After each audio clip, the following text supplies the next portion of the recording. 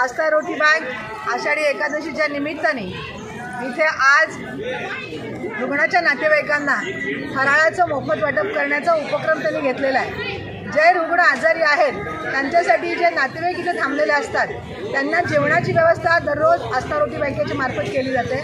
शिवाय विद्यार्थ्यांना शिष्यवृत्ती, शैक्षणिक साहित्याचं वाटप, साड्या वाटप असे वेगवेगळे उपक्रम समाजातले जे गरजवंत लोक आहेत, जे गरजू आहेत त्यांच्यासाठी हे उपक्रम कायम घेतात। आज जवळजवळ 1500 लोकांना, सर्व नातेवाईकांना फराळाचं वाटप या संस्थेच्या मार्फत केलं जात आहे। खरं म्हणजे समाजातल्या प्रत्येक गरीब घटकापर्यंत पोहोचायचं काम आस्था रोटी बँक वारंवार करत असते।